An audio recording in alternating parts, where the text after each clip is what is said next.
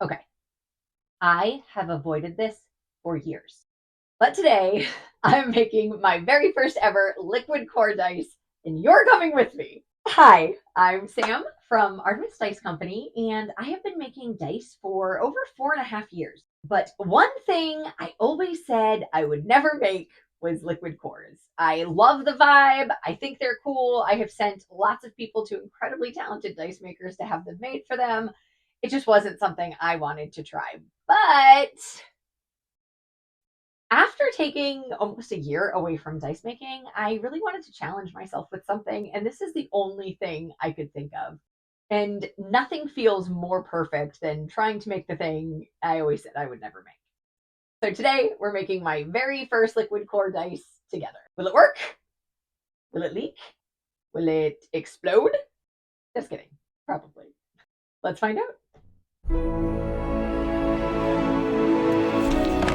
I bought these little glass plastic orbs on Amazon and I wasn't entirely sure what size I was going to need. So I did buy 3 sizes and it turned out that the middle size worked the best. Getting started, again, I want to point out this is my first attempt at making liquid cores. And apparently, I didn't realize that orbs would roll. So that was the first time that the orb rolled, dumping out some of the glitter. The first thing I put into the orb was like a chameleon powder, and then I added this green chunky glitter. I knew right away that I wanted to do greens and teals for my very first liquid core because that's my favorite color. This is a super fine powdered teal glitter from Glitter Hippo, which is one of my favorite glitter companies. And then I added in some chunky mylar pieces, also teal, also from Glitter Hippo. And this was really just a case of me saying if I'm not doing absolutely everything that I can do, then I'm not doing enough. Because, yeah, I added the entire kitchen sink into this liquid core. Now it's time to make the liquid, and I did equal parts vegetable glycerin and water, and then I added about a capful of isopropyl alcohol, which is apparently supposed to help prevent the orbs from exploding once it's winter and things get cold in my workshop. I took my time filling up the pipette. I hate pipettes, but I did think this was probably going to be the easiest method to get the liquid into this little orb. And this is where I first start realizing that adding the chameleon powder was probably not the best idea because chameleon powder likes to coat the surface of whatever you put it on. And just from the couple of times I knocked this orb over and it rolled, the chameleon powder had already started to coat the inside of the orb. But at this point, I'd already started and I figured, let me see what's going to happen. So I filled this up all the way to the top. I wanted to make the smallest possible air bubble that I could. I made the cap using UV resin. I put a lot to cover this hole because I really did not want it to leak, and it got all over the orb because I used so much. So I wiped as much as I could of the excess off using a towel that was coated in isopropyl alcohol, and then I let it cure under my light for about a minute.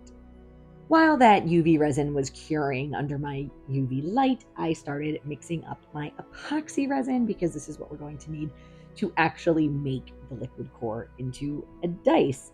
And I always stir for about 4 minutes. I'm not going to share that entire process with you. I did go ahead and let that UV resin cure for the entire 4 minutes because I figured, why not?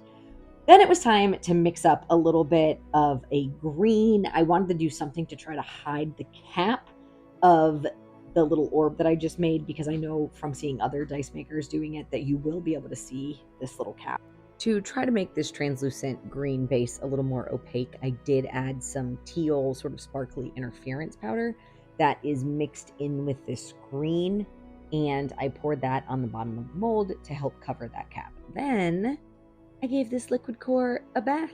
It just went for a little swim to prevent air bubbles from gathering around it, and I pressed it firmly into the mold before topping it off with some more just plain translucent clear resin. We already have some color on the bottom, and I didn't want to add anything else for fear of not being able to see that liquid swirling around. You can also see, before I even put the cap on, that the air bubble is bigger than I wanted, but this was my first attempt, so I was trying not to beat myself up too hard at this point. Here's me trying to shake the liquid core while it's still in the mold, and I didn't really see any movement, so That was a little disappointing, but you can see the movement. The liquid did flow throughout this dice. There is definitely a problem with the chameleon powder. It just kind of coated the orb and didn't want to move. So I will not be adding that in the future. And I also determined that a 1-to-1 ratio of water and glycerin was just not the right mixture. I think the liquid just moved far too slowly. And in future attempts, I will be doing about a 2-to-1 with more water than glycerin, and then still adding that cap full of alcohol. That being said, I was very happy with how this turned out for my very first attempt at a liquid core. I think it polished up beautifully. I thought the white ink was just enough to make this pop without taking any attention from the slow moving liquid inside. It's completely lovely. I was obsessed with it. I thought about keeping it, but I did decide to list it and was very pleased when it sold quickly. It sort of validated to me that I am not terrible at liquid cores, which is good because it became a hyperfixation. If you want to see more videos like this, click like. If you want to see more videos like this in the future, please hit that subscribe button and be sure to leave a comment and let me know what you think of my very first attempt at a liquid core, and let me know what liquid core designs you'd like to see from me in the future, because I'm officially in love and I want to make these all day, every day. I'll see you next time.